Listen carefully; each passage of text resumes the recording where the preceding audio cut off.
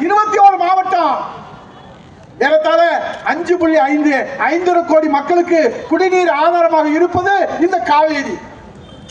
அந்த காவேரியில மேகதாதுல அணை கட்ட போறோம்னு கர்நாடக முதலமைச்சர் சிவகுமார் அவர்கள் சொல்லுகிறார்கள். இவர் இப்பதான் இங்க இருந்து தூது அனுப்புறாரு. நான் வரவா அப்படின்னு சொல்ற, வராத, கேவலம் இல்லையா? அவர் சொல்றாரு, நான் கர்நாடகாவுக்கு போனால் எனக்கு எந்த அவமானம் வந்தாலும் நான் ஏற்றுவது. நடிகரா போன யாரு கேட்க போறதில்ல. இந்த தாய் தமிழ்நாட்டின் முதலமைச்சராக போகிற போது அந்த அவமானம் ஏற்பட்டால் அது இந்த தமிழ் இனத்திற்கு அவமானம், தலைகுனிவு என்பதாக சொல்ல. இவர் தூது அனுப்புறாரா? அவர் தூது ஏத்துக்கலைங்க. என்ன கொடுமை!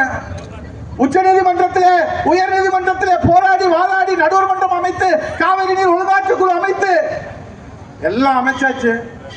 நீ என்ன பேச்சுவார்த்தை வேண்டியிருக்கு?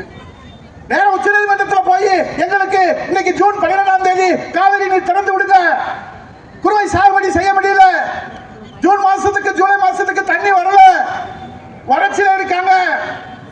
இதுல பெரிய கொடுமை என்ன தெரியுமா?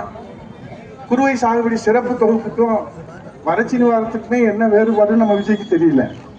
ஆனா சட்டசபையில கேட்கிறாங்க, குறுவை சாகுபடி சிறப்பு தொகுப்பு கொடுத்தீங்க, இப்ப டெல்டா மாவட்டத்துல தண்ணி இல்லாம நிலத்தடி நீரை நம்பி, கிணத்து நீரை நம்பி அங்க விவசாயம் செஞ்சவங்க எல்லாம் வறட்சியில வாடுறாங்க, வறட்சி நிவாரணம் கொடுங்கன்னு இவர் நாங்க ஏற்கனவே கொடுத்துட்டோங்கிறார். இப்படிப்பட்ட அறிவாளி முதலமைச்சர் தான்.